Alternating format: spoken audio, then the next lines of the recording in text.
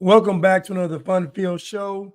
I'm your host, T. is Blanchard, aka Free Blanche, aka Blanstradamus, aka Blanchy Kruger. And today's title is The Black Man versus the Welfare System, Part 3. We've been looking at the allegations that the government intentionally tried to destroy the Black family through the welfare system, i.e., socialism. I disagree with that, and I've been combating that theory. The Black family was destroyed due to a adopting of a culture that was anti-God. That's what happened to the Black family. Black people started listening to modern day communists and socialists and Marxists, and they started adopting ideas and ideologies and beliefs, and they used those ideas and ideologies and beliefs to replace the gospel. And that's pretty much what happened. And so Black people pretty much lost their way. The government was not involved at all. These Black people chose behaviors that made it difficult for them to stand on their own and work because they kept having multiple children without being able to afford the first child. And so bad behavior, an adopting or creating of a new culture, listening to communists, all of these things contributed to the decline of the Black family, but it was not the government. Many Black people that were on welfare chose to be on welfare, just like many whites that were on welfare chose to be on welfare. It wasn't the government doing anything. It was the government being socialist. As you see in most Western countries, the government is socialist, which is why you have mass immigration into Western countries. What's up, you all? What's up, Cruise Missile? What's up, Donna's Doing It? What's up, Baby for Life? What's up, Miss Graves? What's up, Danny? What's up, Tierra? What's up, Pamela? What's up, Rashawn? What's up, Real Talk, Nikki? What's up, Agatis Navi? So what's up, Will Wait? So let's just jump right into it. I had a video clip I wanted to start with. Let's play it real quick.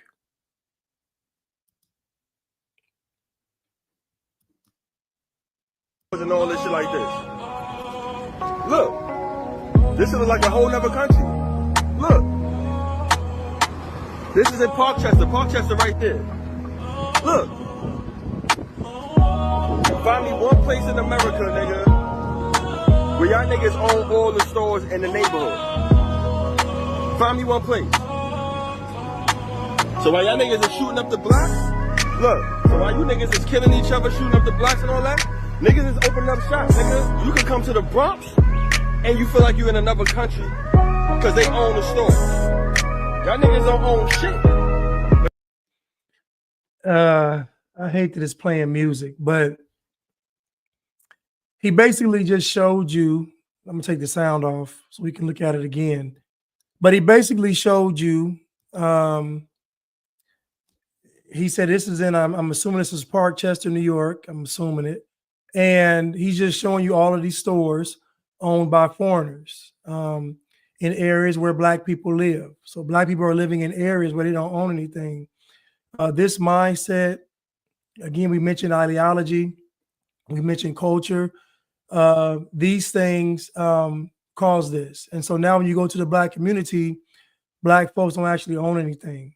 And, you know, they want to blame the white man so bad, but the white man didn't tell you to not own anything. The white man didn't tell you to not be an entrepreneur. Everything that Black people have done, the white man hasn't told you not to do it. What I find fascinating is that the white man will tell you to get married. The white man will tell you to start a family. The white man will tell you to get a house. The white man will tell you to get a job. Like the white man tells you a lot of positive things that you all somehow find a way to disregard or not be able to do. But it's funny that when you believe the white man is telling you to do something negative, all of a sudden now you all are powerless. But this guy in this video is just showing you these stores where the Muslims own, the Arabs own, the Asians, Indians, everybody's in the black community. And he's just going to the store. Black folks don't own anything. And I know my grandfather's generation, they believed in ownership. So again, this is a part of you all adopting a culture that's counterproductive. Now, they'll call me all kind of names, but they won't call me a liar. They'll say I'm a bootlicker, a coon, Uncle Tom, I'm caping for white people. They'll say all this stuff, but they won't say I'm lying. So I'm just going to ask black people right now, who told you all to not own businesses in your community? Who told you that? Because you all used to. When you went to a black neighborhood back in the day, black folks owned the businesses. So who told you to stop owning businesses? It wasn't white people. There's nothing on the books that where white people said don't own a business. Nothing. So I'm just trying to figure out what had happened. But we know where it happened. We know it happened because of the culture that you all created and or adopted that was anti-God. And when you abandon biblical principles, you get abandoning biblical principle results. But let's continue.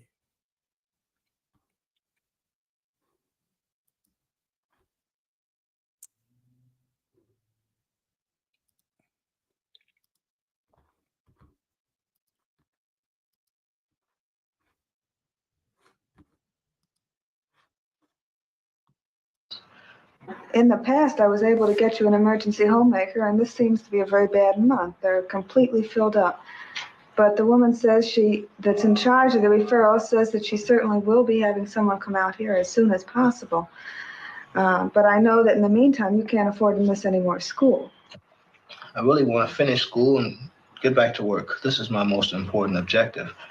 And I don't know, it just seems like it's so far away. You know, the more I look after it, the more it seems like it just gets farther away. And then problems come around and you can't get a babysitter or a housekeeper when you need it. Like, for instance, today I'm home all day today because I don't have one. Hello, Mr. So he's basically, and she said that all the homemakers are booked up, you know, for this month. So again, you see where this single black father, the state was literally giving him a homemaker to come take care of the kids. And as you see, he said he needs a babysitter, he needs a homemaker, like he needs these things so he can be able to go to school and then get a job. So we see that the welfare system that you all said destroyed the black family seems to be helping out a lot. We've seen in this documentary so far that black people, based on their decision making, almost needed welfare. If you're going to make poor decisions consistently, then you actually need the government to step in and help you. And that's what we're seeing. We're seeing poor decision after poor decision, and the government stepping in to save the day. Now, there were some women and men that lost their spouse. That's understandable. But that wasn't the majority. The majority were just making poor decisions and needing the government to bail them out. But let's continue. Queen? Hi, Miss Stephen. How are you doing? Okay, how are you? Okay. What happened on the babysitter? Did you find anything? As far as I know, they still haven't gotten anyone. She told me that she'd keep trying, and as soon as she would find one, she'd give me a call. What about those little pants that the boys wear? Really just about gone now, and they have a lot of holes in them. And kids need shoes, too. I can't promise anything because, of course, it has to be approved several times along the line, but I will give it a try. Of the $8 billion spent on welfare every year, less than half ever reaches welfare clients. Okay. My bad. I mentioned the state. It's the federal government that's providing this. So the federal government is providing these homemakers and babysitters. And you heard him. He said, what's the word on the babysitters? And then he said, the boys need some pants, some shoes. So you can see that the government wasn't destroying the family. The government was stepping in and helping, as we can see. The man lost his wife. He has 5 children, and he's asking the government for help, and they're helping him. And But you heard what the narrator just said, that $8 billion is spent on welfare, but only $4 billion gets allocated to the people.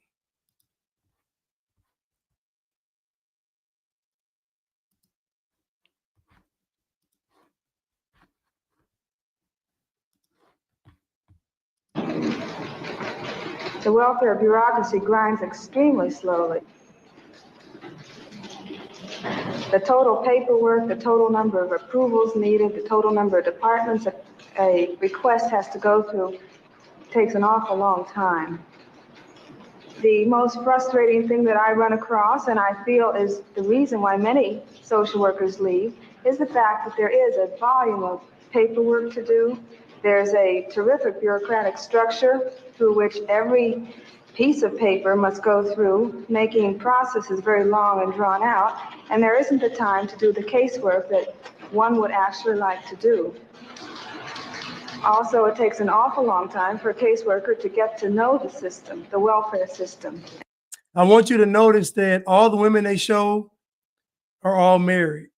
All the women that they're showing in this clip, in this welfare office, they all have on wedding rings. And to try and live within it, and perhaps even beat it on occasion.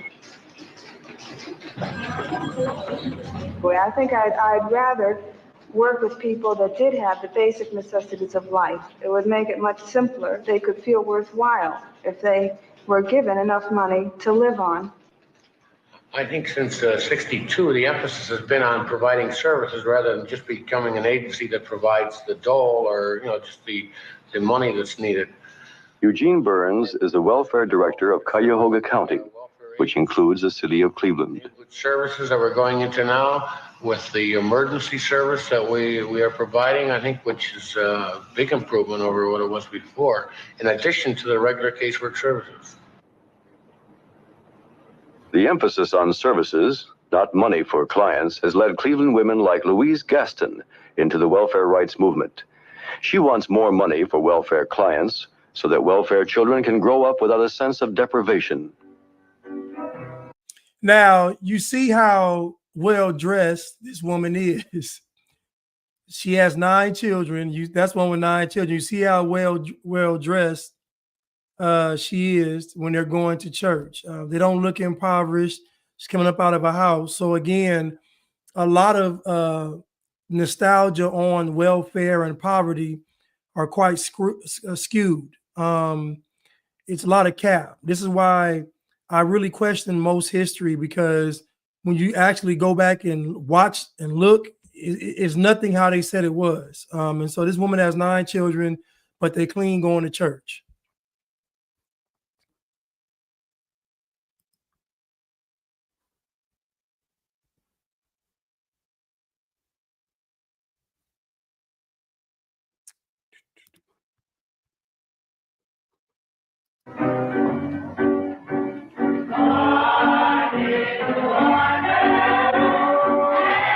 Well, I feel just because we're on welfare, that doesn't mean that we are down and enough. We're still people.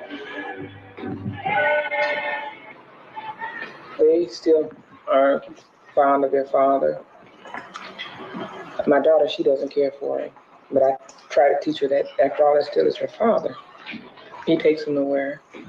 He doesn't come to see him. He doesn't support him. You take that trash out.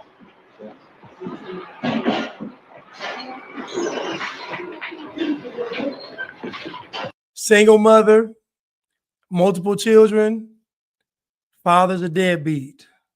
Consistent, poor behavior, consistent, poor choices, a culture that lacks character. I am having proceedings now for a divorce. It's been hectic, although I've had to raise them by myself. I haven't had too much problem, even though they are teenagers. Turn the power off the table. Mrs. Gaston protests what she feels is the injustice of the American welfare system in not providing enough for families. But organizing against it is not easy. But organizing takes quite a bit out of you. You're tired. Sometimes you're bitter. You get angry because people don't see life like you do, especially when things are that you're trying to push are for their benefit as well as yours. I want you to think about something real quick. Think about, this is 1967. In the midst of this, Black people were rebelling against the government. Then those same Black people are rebelling against the government to give them a handout. Think about you saying that the system is racist and it's bad and it hates the Negro, but then that same system is taking care of you and your children. Like, Black people have some nerve. I'm serious. Like, Black people have the gall to be, on one hand, condemning a system, and then at the same time be reaping the benefits of said system. This is crazy. How you organizing against the people putting food on the table? You're organizing against the welfare system that you say you need, but then simultaneously you all are saying that the system is racist, and it's crazy. It's just a bunch of confusion. It's just a bunch of confusion. How come the government never got credit for welfare? All these Black people that we've seen and white people have expressed a need for welfare. So how come the welfare system never got any credit? If the welfare system was keeping families afloat, how come it's never spoken about in a positive light? How have Black people just diminished all of this and said, oh, they tore the family? That's cap. That's cap. On one hand, you're saying that the welfare system destroyed the family. On the other hand, you're saying the welfare system saved your life. But what we've seen consistently in this documentary is that it wasn't the government that destroyed the family. It was poor culture that destroyed the family. It was a lack of character that destroyed the family. It was a lack of God that destroyed the family. It wasn't the government. The way, based on the families that we've seen, there's nothing the government could have done that wasn't already done before they got there. There's nothing the government could have done that wasn't already done before they got there. It's just the nerve of Black people to be protesting, calling the government racist, but then saying they need the welfare the government is providing. It's absolutely insane. Somebody mentioned in the chat entitlement. That's all it is, entitlement.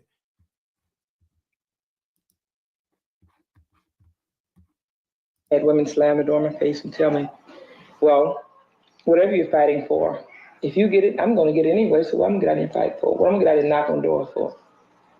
I mean, these things make you angry, but you learn to look at them and feel sorry for them. Cleveland women meet in Mrs. Gaston's home. The desire to change and improve the system has brought hundreds of Cleveland welfare recipients into welfare locals. The movement is a young one in Cleveland, and nationally it's about a year old. The experience of being in an organization is a new one for most of the women. Building a membership means gaining a strategy for organizing. And what we see here is that, and I spoke with Chad yesterday, and he talked about that. He said anything that communists can infiltrate, they will. And it's just funny how even though welfare is socialism, communism still infiltrated it. It's almost like an organism that feeds on itself. Like any system, even if it's part of their system, still gets infiltrated. So just imagine you got socialism, you got welfare, and then you got them trying to organize and protest and fight against the very system that's feeding them. It's absolutely insane. Like, it's literally insane. This is how you know that communism is of the devil, because there's no way that Black folks could be fighting on both ends of the stick. You're fighting the quote unquote system and then literally fighting and biting the hand that's feeding you from that very system. It's insane.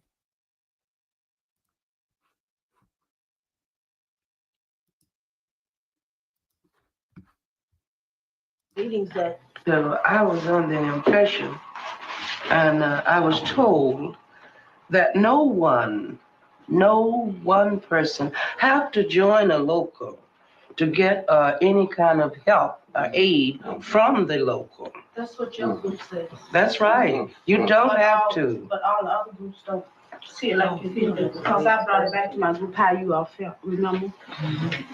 That this was primary. The women believe that the first step in reforming the welfare system is for them to get adequate money. They do not feel they need rehabilitation by caseworkers who make continual investigations into their eligibility for welfare. They want enough money to raise their families. They want a chance at jobs which will pay them decently.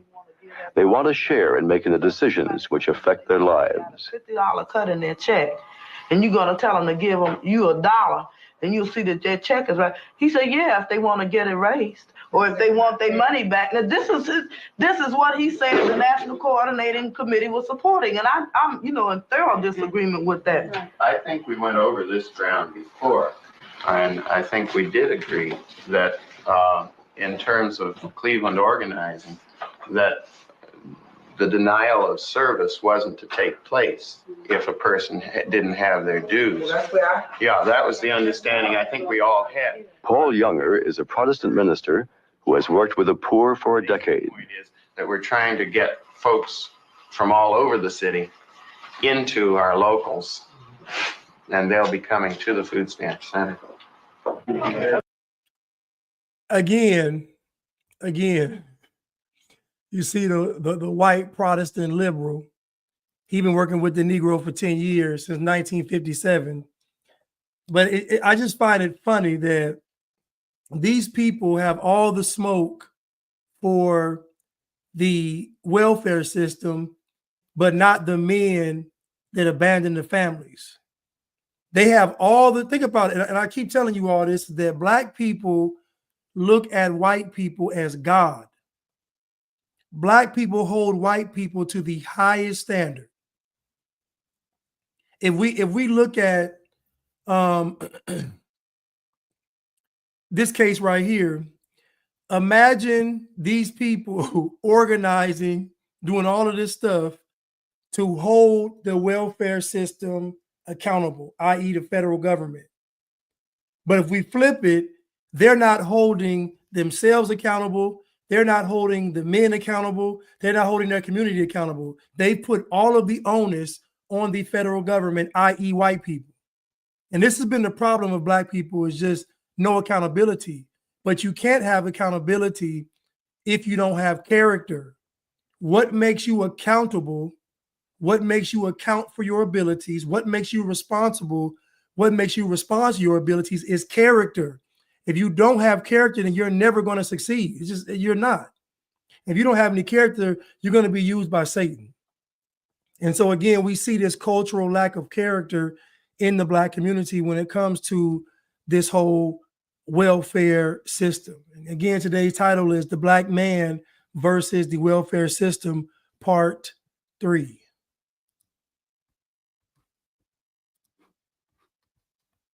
Okay, we trying to sign people up to join welfare rights movements.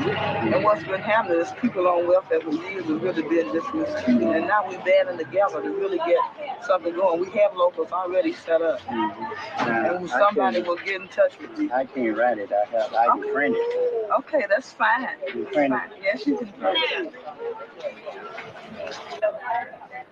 An interviewer from a local television station. Mrs. Plummer, today is your beginning of recruitment? Yes. We're out here to take in our relief clients to take and join our local union, welfare union, all over the city. Specifically, what is it you want to accomplish? We want to accomplish better relations. That little boy looks just like her. He looks just like his mom. Look how he's looking at her, though. Look how he's looking at her. Like he knows it's some BS. Look at him. Relationships with the relief department. And we want to take and get the things that our workers tell us that we can't have, like household furnishings and clothing orders and car fare going back and forth to the hospital. These people are, do you understand how insane this is? You understand that the welfare social services are taking care of your basic needs. This woman asked for furniture, clothes, and gas money. So this woman just said furniture, clothes, and car fare, taxi, gas money to get back and forth. She wants the welfare to pay for that too. So really you could see that it wasn't the black family. I mean, it wasn't the government that destroyed the black family. This is what destroyed the black family, literally. These people saying, we're not going to trust God, we're going to trust Uncle Sam. Jesse Lee said, redistribute wealth. Exactly. This is crazy. This is crazy. And I want y'all to think about, literally, all we heard growing up was that the welfare system destroyed the black family. But in actuality, as we're seeing that these people, if it wasn't for the welfare system, what would they be doing? They would starve to death. They'd be homeless. These people are only surviving because of the welfare system. I'm not saying they're not able-bodied, but when you have 5, 6, 7, 8, 9 children and you're not working, how you gonna take care of yourself? All the men you slept with are deadbeats. How you gonna take care of yourself? So we see that the welfare system did not destroy the black family, but in fact, what it did was it saved what was left of the black family. Like I said, the black family was destroyed way before the welfare system came into play. The welfare system saved what was left of the black family, and that is the mother and her multiple children and multiple baby fathers.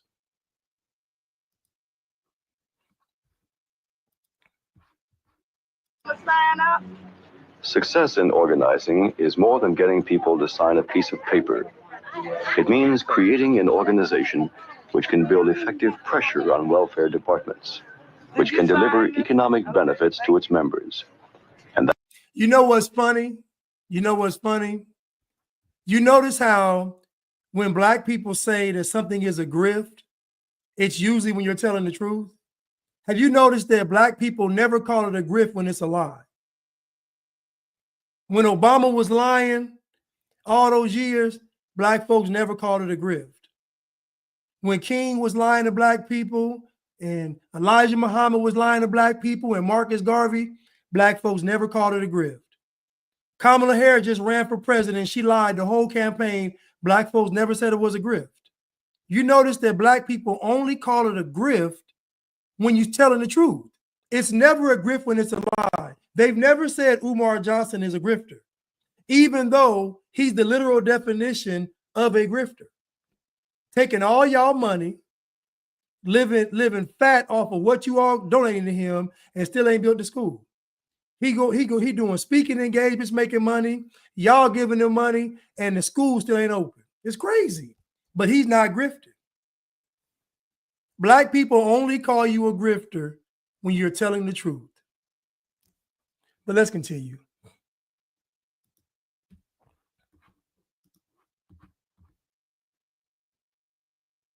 that means helping persons to receive their full welfare payments under the present laws. We're trying to help you get some of the things that you're eligible for getting in the union, or help you, because we're trying to get everybody to stick together. One person just don't have to fight for themselves. All of us fight for each other.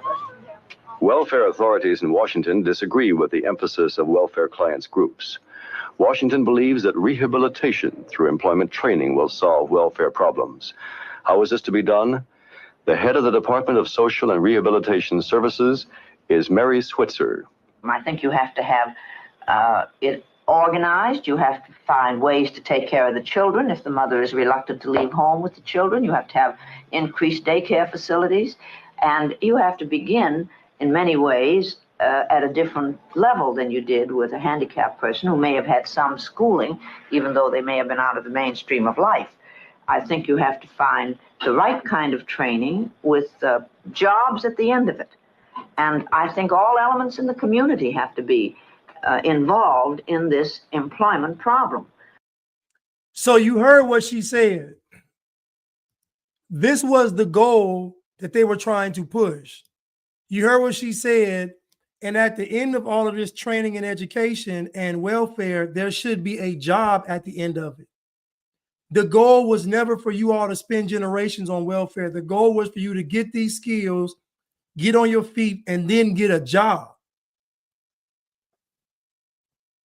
I told you all that white people, white culture, Western society is the closest thing we have to God. Think about the system they put in place.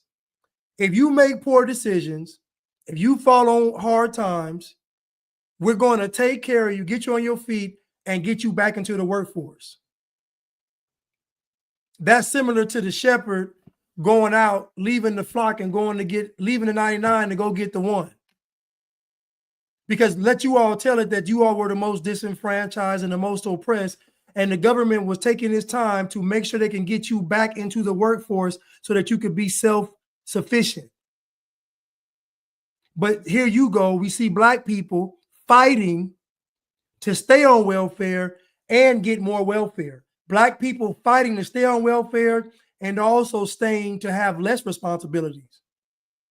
We've seen in documentaries so far, they done pay for food, housing, clothes, homemakers, classes, education. Like, we done seen it all.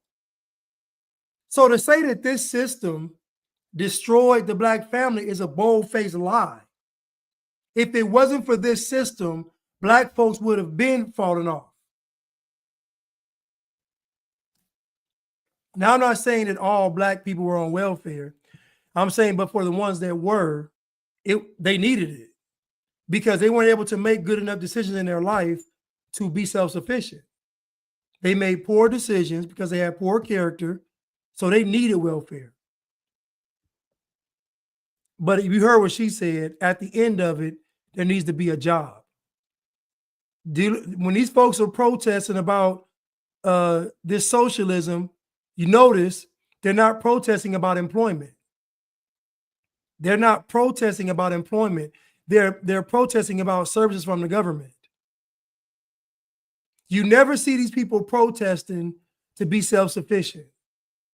They never protest to be a self-sufficient individual. They always protest with their hand out. Fist up, one fist up, the other hand out. Like this. You protesting, but you begging. But let's continue.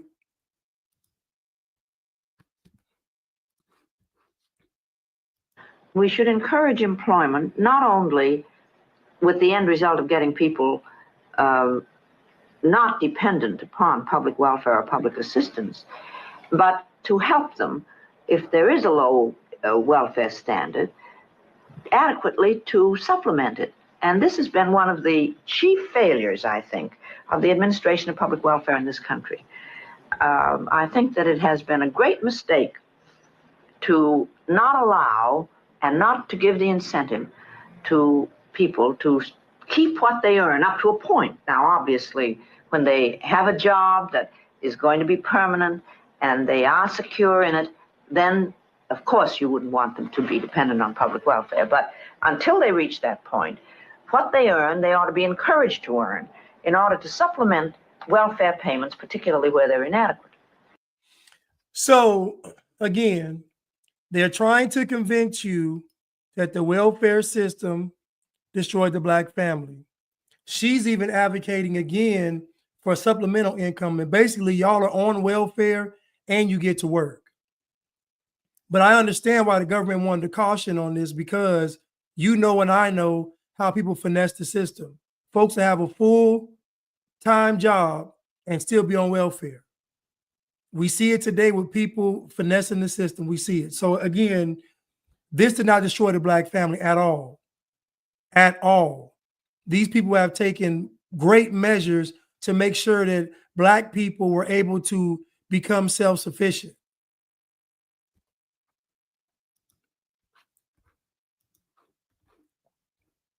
But usually what happens is that if they earn a little, they are penalized by having it taken out of their assistance payments, so the incentive to work is not as great as it otherwise would be.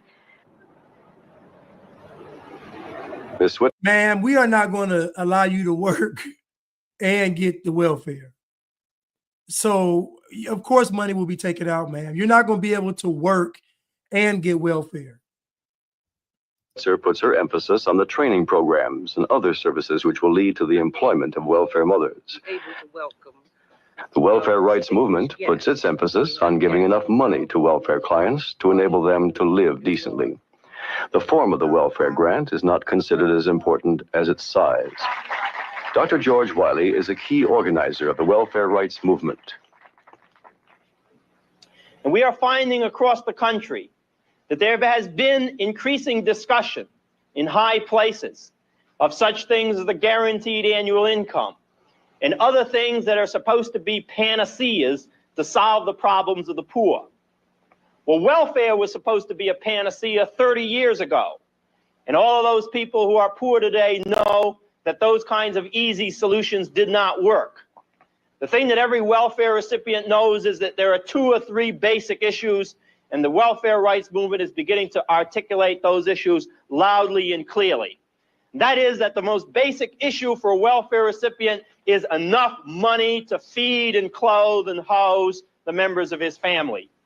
And very few people who are talking about a guaranteed annual income are talking about giving poor people amounts of money that would allow them to live in decency and with a sense of adequacy. And it is that the welfare rights movement is going to have to bring across this country, that we won't have any guaranteed annual income or any family allowance or any other scheme that doesn't provide people with at least the basic necessities of life for their families.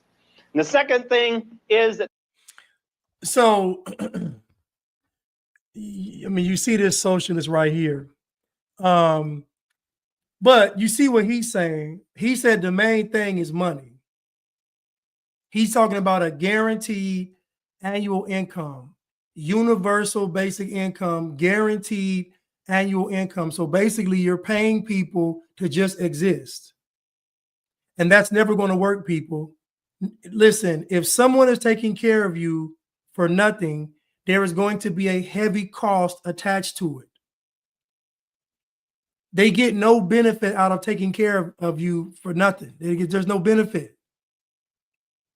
So again, you see they're talking about money. They want money. And think about this. You want enough money to take care of 9 children. That means you want to be rich. Think about what they're saying. How is the government going to adequately take care of a woman and she has 5 or 6 or 7 or 8 or 9 children? So now it becomes a game where women are having children just to get the check. I grew up in that era in California. I grew up in the welfare era where women were having the children to get the check. And don't let the baby be a crack baby. You got more for the crack baby. They was getting so much money for the crack babies. They was getting over $1,000 a month for a crack baby back then when I was coming up. $1,200 when I was coming up. So you're asking the government to give you money to take care of a household. Think about that. Food, shelter, clothes, like that's a lot of money. And you keep having children. So guess what? They got to keep paying more money. It's just insane. Neek said Blanche is still happening. It's just insane. And to blame the welfare system for the destruction of the Black family with this kind of behavior, it's just a slap in the face to anybody that has a brain. It's a slap in the face to anybody that has a brain. Let me play another video.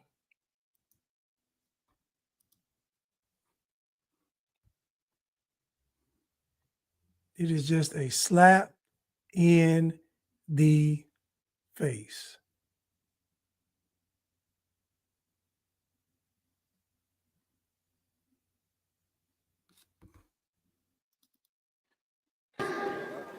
And hear me clearly. This country can't survive without you. It's never happened in the history of the world. In 1950, America was 90% white. It's not my opinion, it's a fact.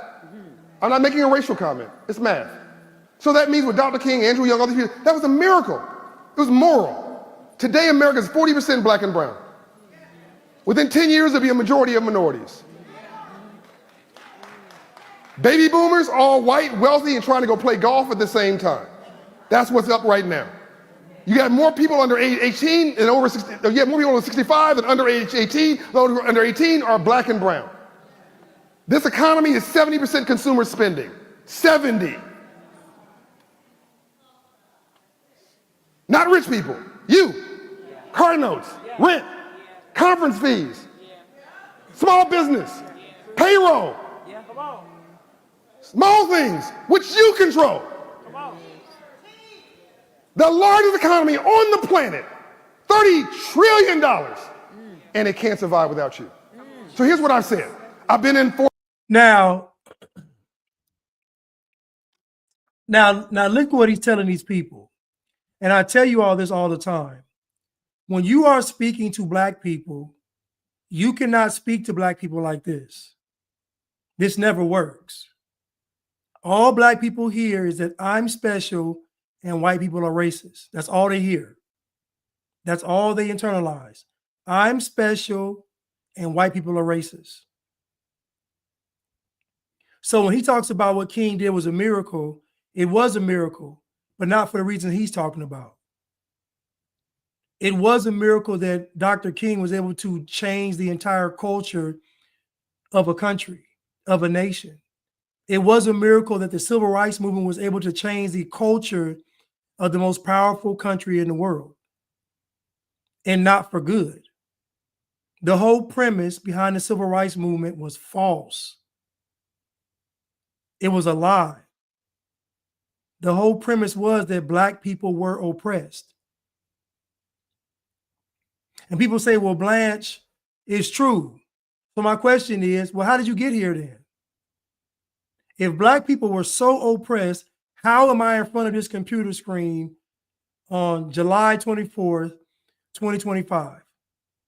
If black people were so oppressed and the white man was out to get them and all of these cliche sayings, then how am I sitting here today? And if white people were so bad, then, like he said, then how were they so moral? If white people were how you all say they were, then how would they be so moral to allow a civil rights movement? You can't have it both ways. You can't say that white people were immoral, but moral when it came to black people. That doesn't make any sense. You see, when we go back and revisit history, it doesn't look the same without the propaganda. It doesn't look the same without the programming. When we go back and revisit history, it looks quite different when your eyes are opened. You're telling me that the country was 90% white.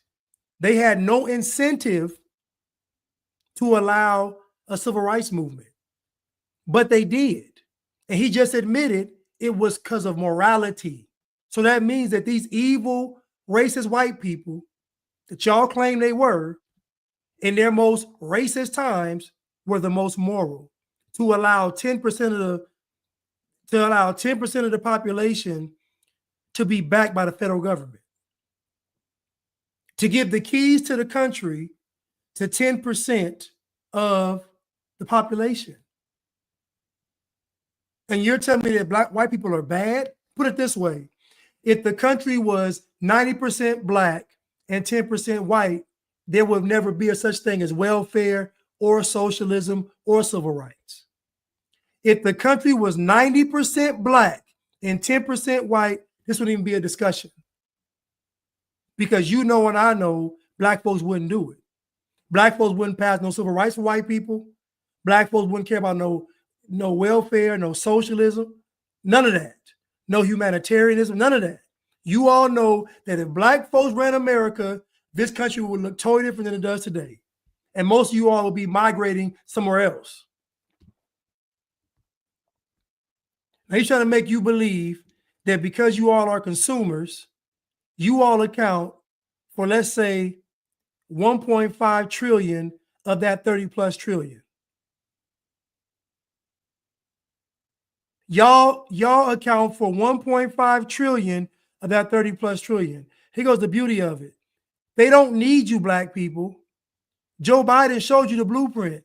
Just open up the borders. There's an estimated 20 million immigrants that poured in under the Biden administration.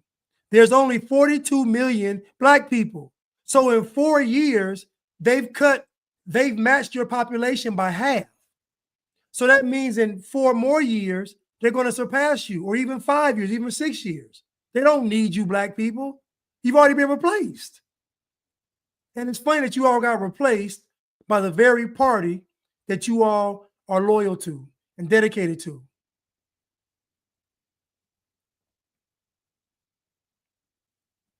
So again, don't believe for 1 second that America needs you, black people. They don't. They can replace you in a heartbeat. If the economy starts to dip, they're going to open the borders up. Listen to me. If the economy starts to dip because black folks are gone, they're going to open the borders up. They don't need you.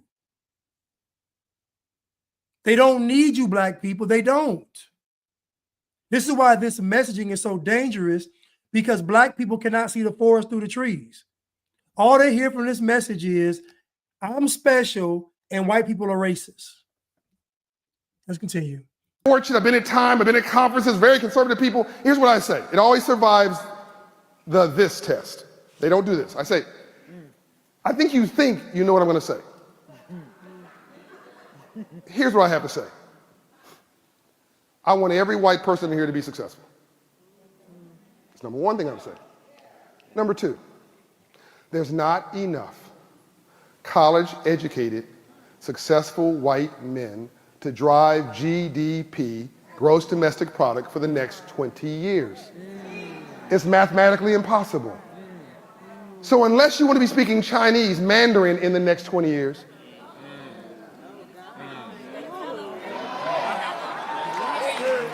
no, that went over your head. Let me, you think you're at a black conference. You think you're at some conference that's about some narrow agenda. That's not what Bishop G.D. Jakes thinks. That's not what the God has endowed. You are the cultural post. You have defined culture and cool all over the world. If you say it's cool in South Korea. But what we have not defined, what we have not mastered, is capitalism and commerce. Where the rules are published and the playing field is level, we kill it. Sports. The arts. Faith. Politics. From slavery to the President of the United States of America. Where the rules are published. The funny thing about what he's saying is everything he named is ran by white people or Jewish people. Everything he just named is ran by white people or Jewish people, and or both. He didn't name a single thing that black people run. Politics, sports, he said faith, he said the arts. The Jews dominate the arts. They the one that own the studios and the record labels. They're the ones that own that. Politics, whites and Jews. What are we talking about? Faith, the church is tied in with a 501(c)(3), federal government, still back white. Not even faith. Sports, who owns the sports teams? Whites and Jews. So again, he didn't name anything that black people actually own. What he named was where black people participate in. He's talking about a level playing field, but you don't own the field. You don't own the equipment. You don't own the refs. You don't own the teams. You don't own the cameras filming the game. You don't own the sponsors. You're just on the field playing. You don't control or own anything. This is why this kind of talk is dangerous for black people, because all they get from this is what? I'm special and white people are racist. It's never going to work because it's not true. It's not true. He's talking about where the rules are published. The rules are published everywhere. We have a government. There is a way that everything in this country has to operate per the law. There is a way that everything we see in America has to operate per the law. So the rules are always published. The rules are always published. So again, what he's talking about is absolute nonsense. Who do you think black folks gonna listen to? Him or me? Who you think black folks gonna listen to? Him or me? Because I'm gonna tell black people, go home, get on your knees and repent. And ask God to remove the scales from your eyes because you are blind. Humble yourself so you can see what's going on. This man trying to set y'all up for the okie doke, selling y'all a pipe dream. They don't need you, black people. If it ever gets tough or it gets rough, you know how them guys used to sell dope? They say if it ever get too hard, I just go back to the block. If things ever get too tight, I just go back to the block. If things ever get too tough, they'll just go back to open the borders up. Immigration. They got hundreds of millions of people lined up and waiting to come to America. They can set up programs in Europe. They can set up programs in Africa. They can set up programs in the Caribbean. They can set up programs in Mexico, Central and South America. They can set up programs everywhere and have y'all replaced in a year. In 1 year. They don't need you, black people. And the crazy part is that y'all can only exist if they need you.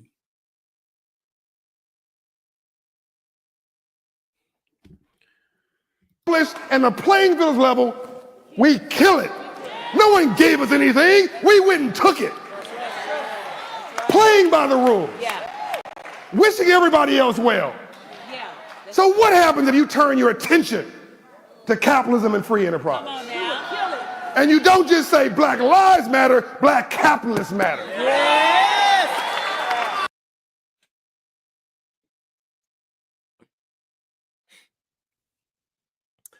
Again, I'm going to say this one more time. What he's selling you all is a pipe dream. If a man don't work, he don't eat. So either he's telling you that America is not racist and you can achieve economically, or he's telling you that America is racist and you can't. He's selling you two messages. Either he's telling you that America is not racist, and if you just change your mindset, you can achieve economically, or America is racist and you can't. So what message is he selling you? Because you can't have both messages.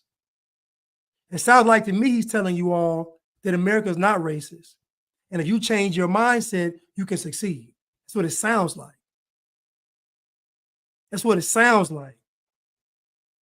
So in other words, go home, get on your knees and repent. Because you've been a bad steward.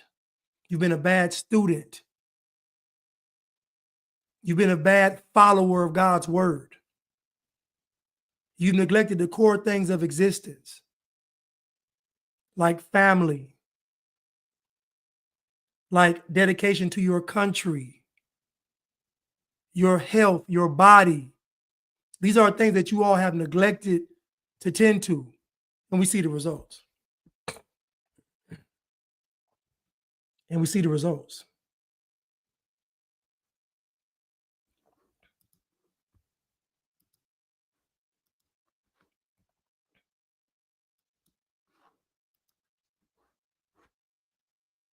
that there must be a system of income distribution that gives to people the money that they are entitled to as a right, and you are entitled to your welfare as a right, that gives it to them with a sense of decency, a sense of dignity and respect, that you needn't be the subject of these investigations.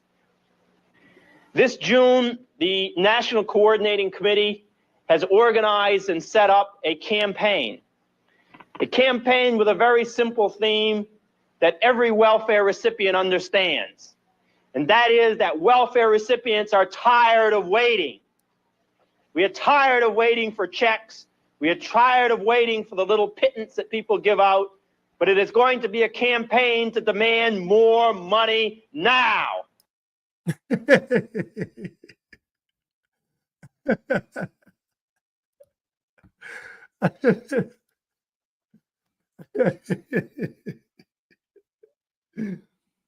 This man is demanding. Think about what he just said.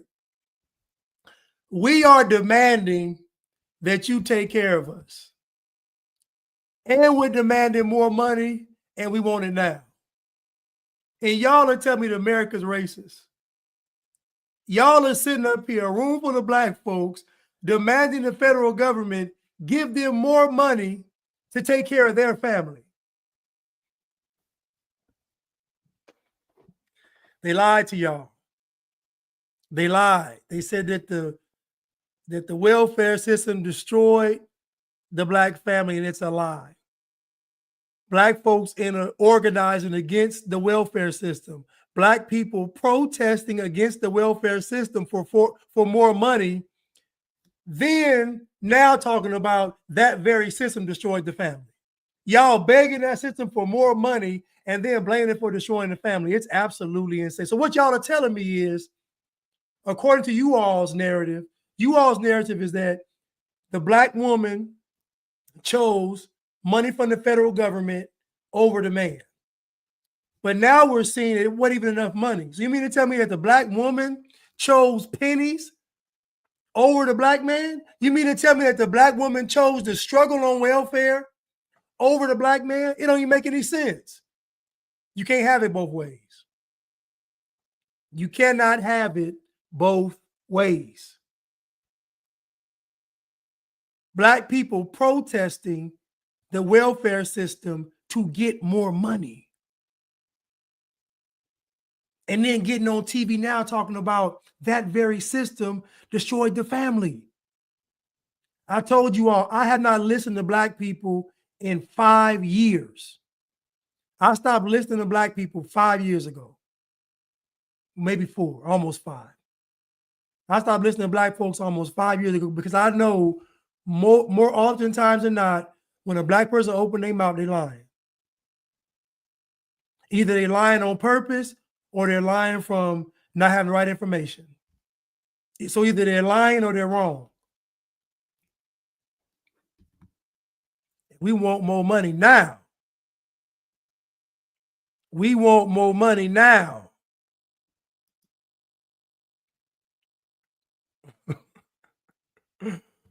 Well, y'all ought to be ashamed of yourselves. Y'all ought to be ashamed of yourselves. And so all over this country, welfare recipients will be organizing to go to the welfare department to present a very simple form outlining the most basic needs that they have for food, for clothing, for shelter, and to demand that the welfare department fill those needs now. Basic needs.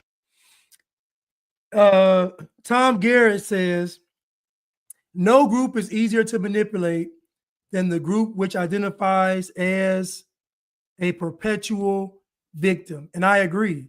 This is why I told you all that the premise behind the civil rights movement, the premise behind communism even being an option, the premise behind socialism, the premise behind this is a false narrative.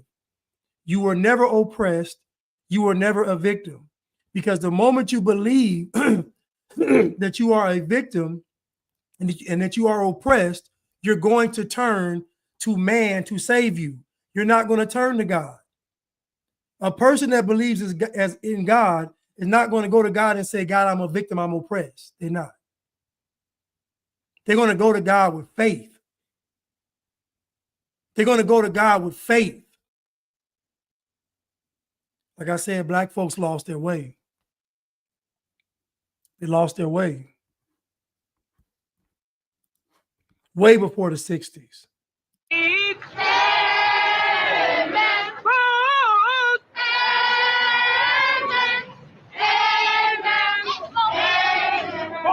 Needs that they have for food, for clothing, for shelter, and to demand that the welfare department fill those needs now. Basic needs.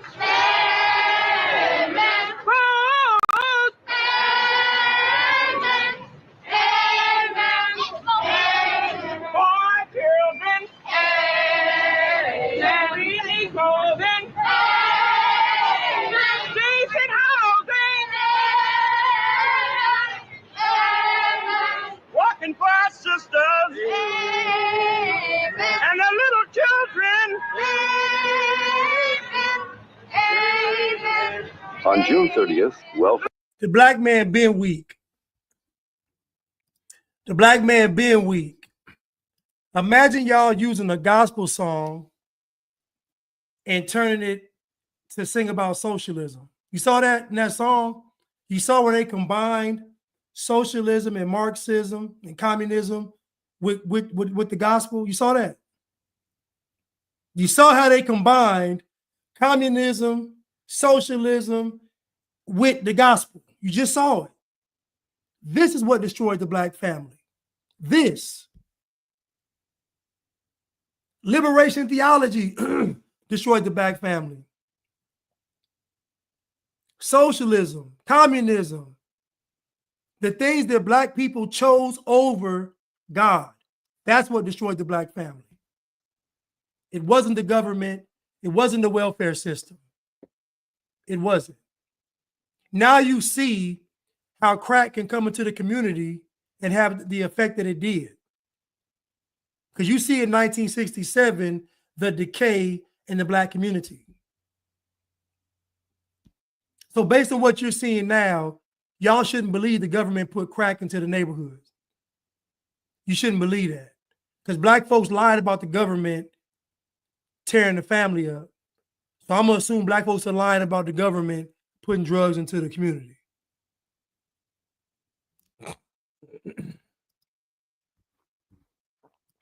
And again, even if they did do it, you didn't have to sell it or smoke it or kill behind it, which is what you all did.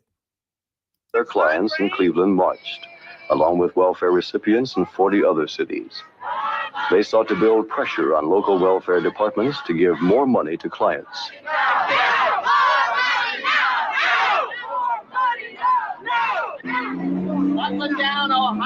She ain't got no money, but got a mouthful of gold teeth.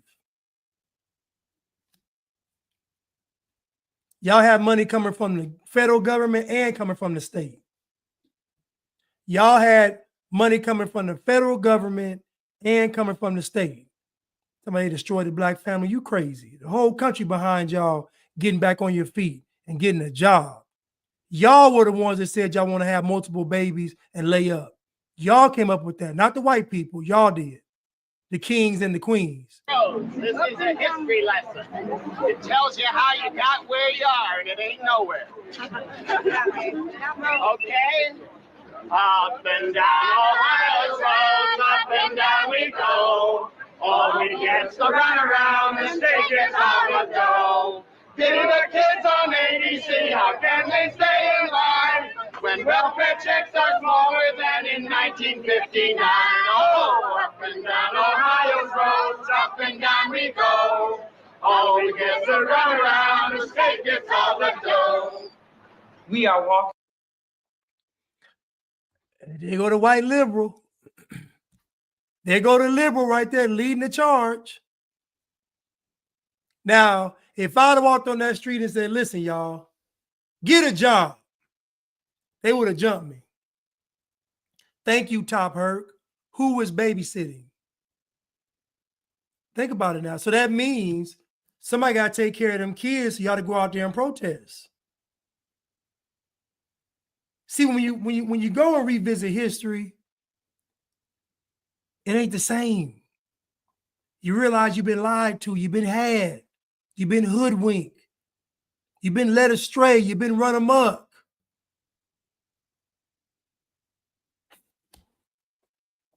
Singing songs and getting free money. How about y'all sing y'all way into a job? How about y'all sing y'all way into abstinence? Sing y'all way getting your tubes tied. How about y'all do that? How about y'all sing y'all way and stop having all them children? Stop messing with them deadbeats. Make a song about that.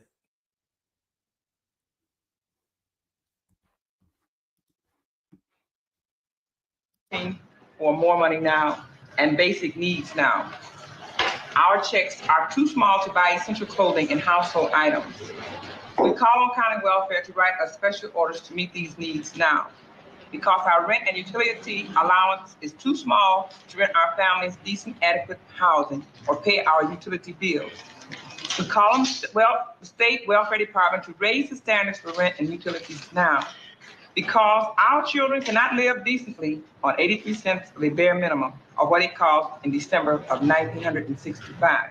This type of demonstration, an orderly, well-mannered demonstration that existed today, brings out to the public and brings out to those public officials in Columbus that there is a real need and that something should be done and has to be done. And I think, I hope that they're successful. But as far as staff, as I mentioned, staff has an obligation. We're a service organization. We're government employees. We have to serve the public. Our doors are open every day. Our staff is accountable for that type of service that is mandated under the statute, and we have to perform.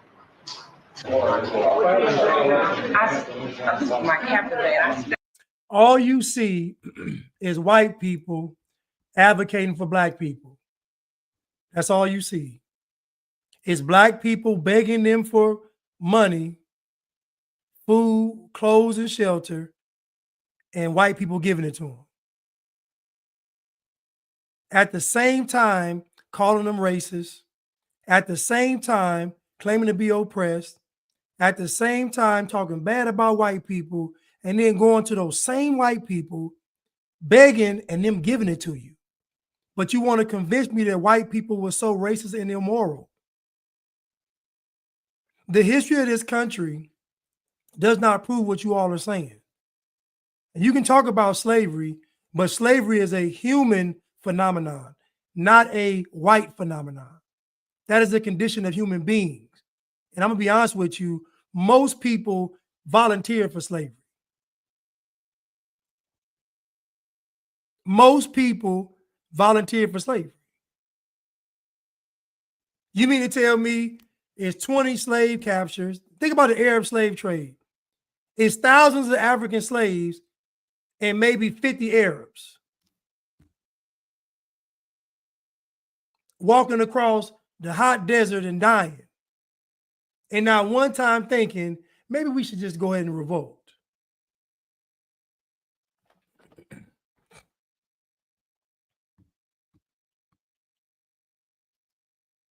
Let's continue.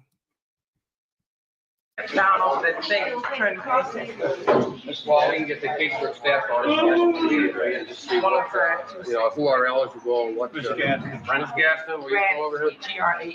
GRANTWOOD. Want a couple more over here? The usual press coverage of demonstrations gets a different reaction from the welfare client and the welfare administrator.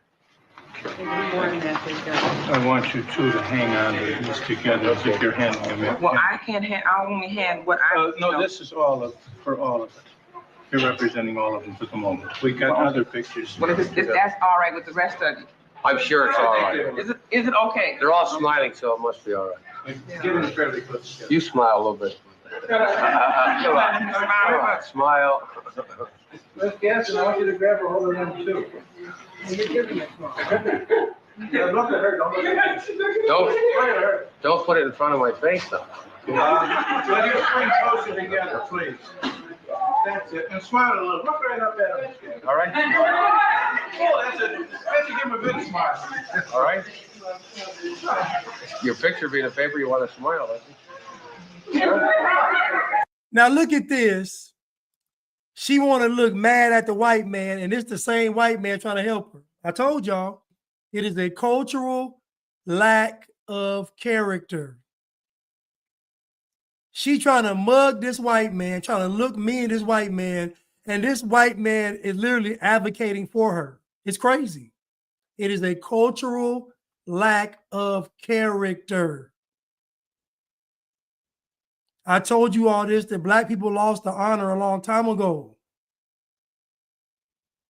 Black people lost the honor a long time ago. The people are working, y'all are begging the government and the state for money, and they're fighting so y'all can get more money. And you can't even smile.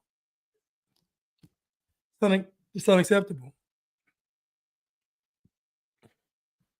It's unacceptable. I'm serious. I mean, this is no playing matter. This is serious. We're business. serious too. I just said, I think it makes sense. Thank you. All right. Anyone else like their picture taken? Huh? All right. Please convey to the group my appreciation for their demonstration and the manner in which they conducted it. Thanks again. Come back again. No honor.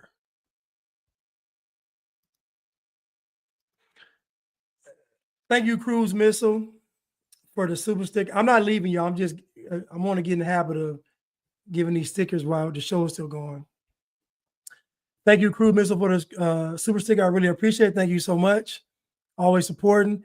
Thank you, All Production. Thank you so much. Thank you again, All Production. Thank you so much. Mr. Bailey, the only advantage the welfare system had on the Black community are the government programs supporting itself, such as family services, penal system, giving more opportunities for the maternal valor of the family content. Thank you, Mr. Bailey. AID says, so would you say welfare system was the unofficial reparations for Black people? AID, it seems to be that way.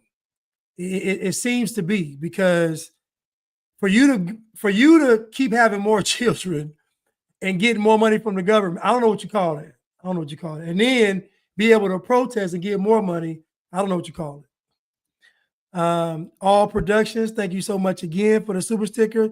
Vintage Goods Willie, 877 cash now. Thank you so much, Mr. Willie Doc, super sticker. Thank you so much, sir. Idris Singleton, I believe you have a birthday soon, Blanche. Yes, I do. I remember because my birthday is just around the corner in August. Thank you so much. I really appreciate it. Thanks for the happy birthday, Idris. I really appreciate it. Thank you so much.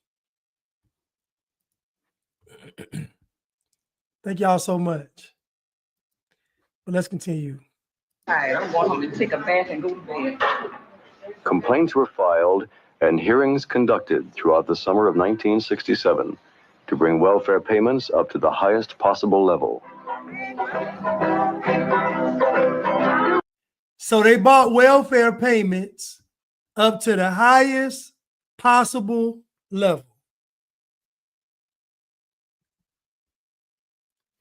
Black folks complained, and they brought the welfare payments up to the highest possible level.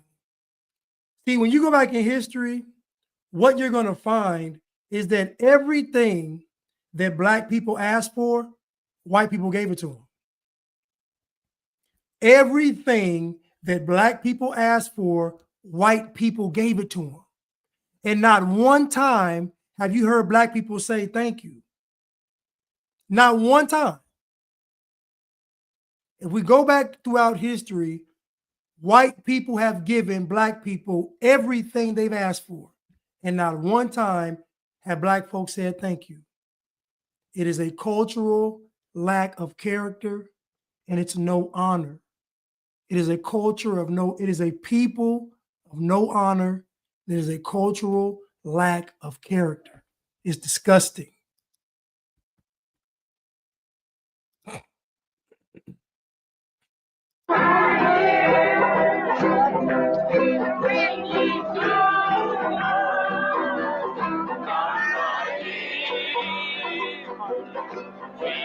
At the end of the summer, welfare mothers from across the country met in Washington for the first national convention of the organized poor in the 60s.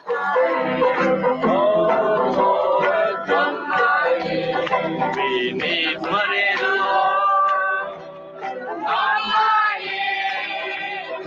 And judging by the crowd, you can see that the communists don't care about color.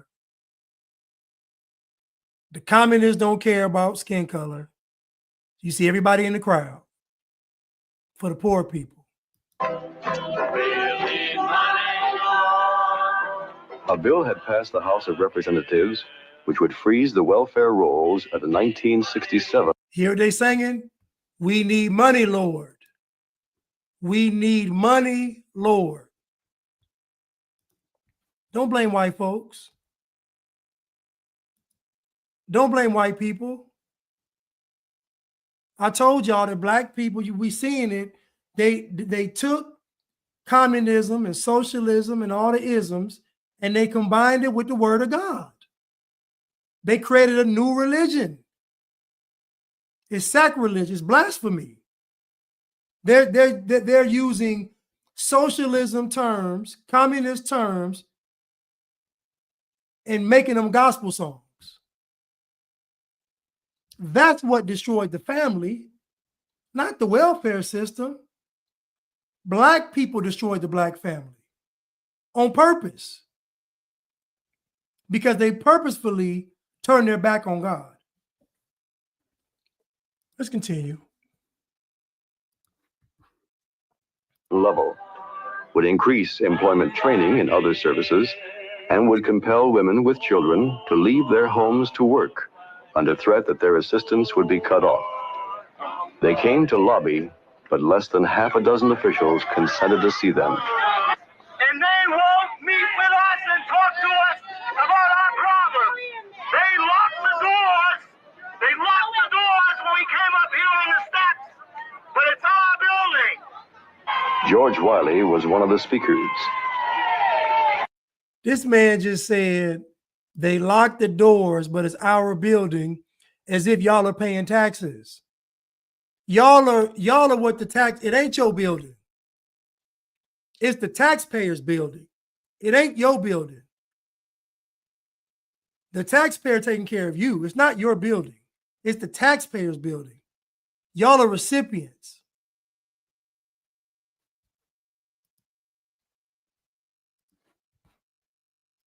Dick Gregory was another speaker. We'd like to say thank you very much, because what you're doing here today, unborn babies will be grateful for. We want to put the Senate and Congress on notice that we are here today, and we're not mad, we're just tired. But I hope they don't make the same mistake they made with the freedom movement. We came here 4 years ago with the freedom movement. We weren't mad. We were just tired. Today, the freedom movement could not come back because we're not tired. We're mad now. Give me back what you stole from me. You don't have to talk to me. I mean what I say. People say to me, is it just words? Oh, baby, it ain't words to me. I mean what I say. I got 7 children. I got 2 sons. All they can see is the Vietnam War. But my son say, I won't go. I said, praise be your name, child. You ain't going no damn place. We spreading the word. You know what rescuers is doing? I tell you what they're doing. We know we need a new welfare system. We don't control that system. We don't need them people telling me what I need, what I should do, where I should go, how I should act. I want to act like me. The doors. Again, they want you to believe that the welfare system destroyed the family. And this woman just said, pay me what you owe me. Her first line was, pay me what you owe me. Sounds quite similar. History keeps repeating itself with the WNBA players not making a profit, but saying, pay us what you owe us. This woman said, pay me what you owe me. I got 7 children, 2 sons, and they're not going to fight in the war, and I need some more money. And y'all want to convince me that welfare destroyed the black family. Y'all want to convince me that it was welfare that did it. No, ma'am. No, sir. You see the decay in the black family happen long before the welfare came around. I mean, this modern welfare. Long before the 60s, the black family started to eroding and decaying. But you heard what she said. Pay me what you owe me. My son ain't going to war, and I need some more money.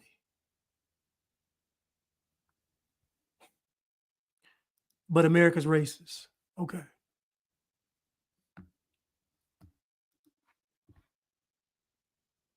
The Department of Health, Education, and Welfare were locked. They could not gain entrance.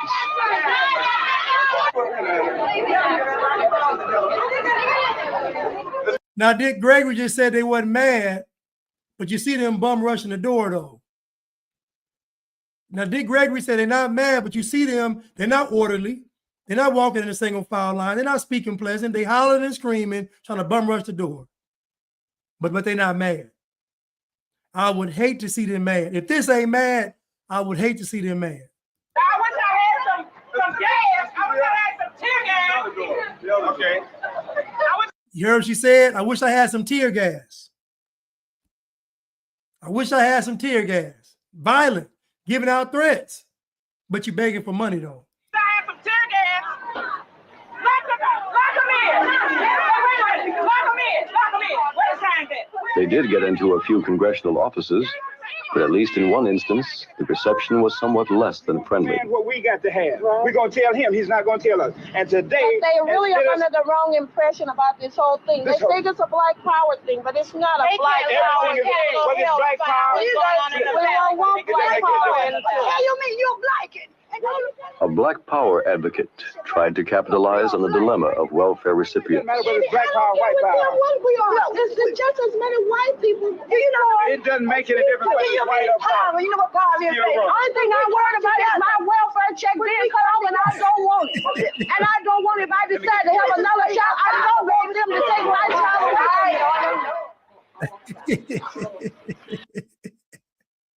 away. You heard what she said? I don't care about no black power. Just as many white folks out here as black. Ain't no, forget that color. I want my money. I want my money. I don't care about no black power. I want my money. I don't care about none of that.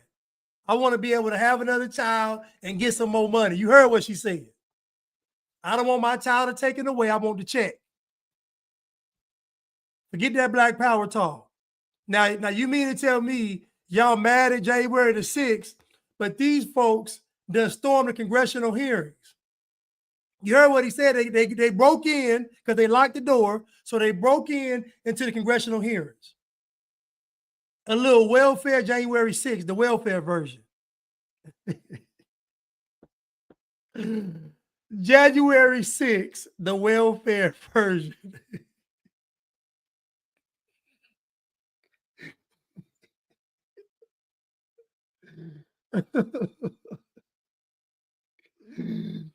Boy, listen. They said we want that check. We want the money. Boy, listen. The black power trying to come in there. He's like, we ain't trying to hear that black power. We want the check. Forget all that. Oh, you gotta love it, boy. You gotta love it. You got to love it, man. This is pure comedy. Forget that black power talk. We want the check. I ain't trying to hear none of that. I ain't trying to hear none of that. It's white folks out here too. Poverty destroys hope. It breeds crime and revolution. It is perpetuated under a welfare system conceived in and for the Depression that does not work today. This is the only Western country that degrades the poor in the way it gives welfare aid. In most others, the state provides a family allowance that amounts to an income floor below which no one can fall. An adequate guaranteed minimum income would help to destroy the welfare cycle. It could be given in such a way that families would not be broken up. breadwinners would not be penalized for working. And that's the battle cry of the welfare revolt, although it's in simpler words, more money now. For what the welfare mothers desperately want is a chance in life for themselves and even more for their children.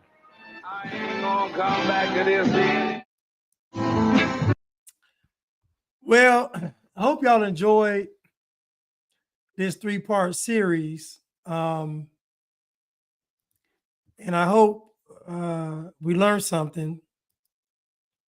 We learned that the welfare myth is cap. This man said that America is the only Western country that degrades its people on welfare. Did y'all see any degrading in this documentary? Did you all see any degrading in this documentary? Not none. In fact, what you saw was people going above and beyond to accommodate people on welfare. Just propaganda and lies. It's sad. It is sad. Jay Green, thank you so much for the super stick. I really appreciate it, man. Thank you so much. KC, thank you so much. I really appreciate it. Thank you so much for y'all support. Vintage Goods Willie, I don't owe a nigga nothing but a lashing, and I always pay my bills. Amen. Now we can say amen. Amen. Now we say the amen. Thank you, Willie. Thank you, Goddess Navi, for moderating. Thank y'all for tuning into the show today. You know what? I may have one more. Let's talk about how they fool black men by paying them Cadillacs. Who was paying them Cadillacs? I think I have one more video. I actually got a few more, but I actually got a few more videos.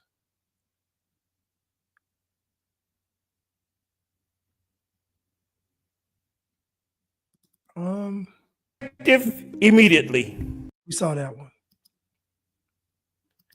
Let me go to, I'm gonna come back to that one.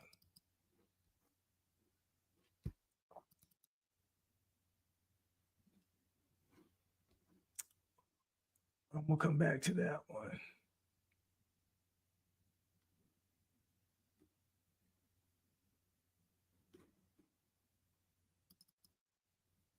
In 1930 and 1940, during the years of the Depression, when segregation and racism was enshrined in laws, when there was no black representation in government, even in the face of these horrible conditions, the black community had the highest marriage rate of any group in society.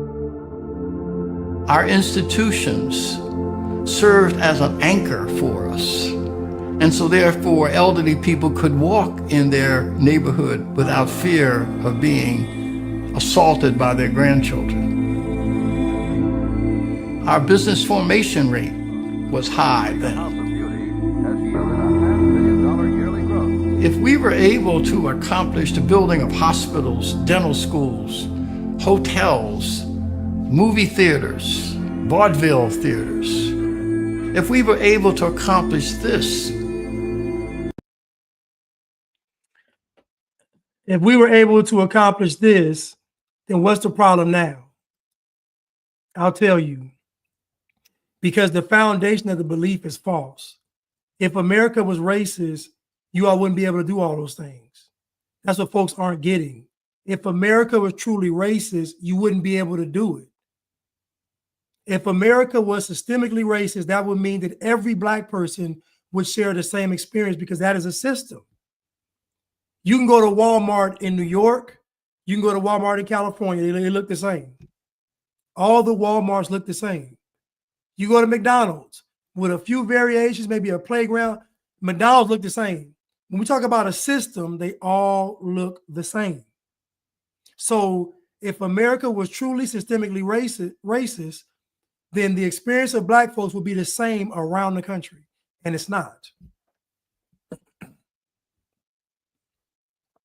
Oh, Top Herc, I remember Cadillac Records. Oh, Chess Records, yeah. He said it was paying paying a black man with a Cadillac. Pastor Manning told you all that the black man doesn't understand the world.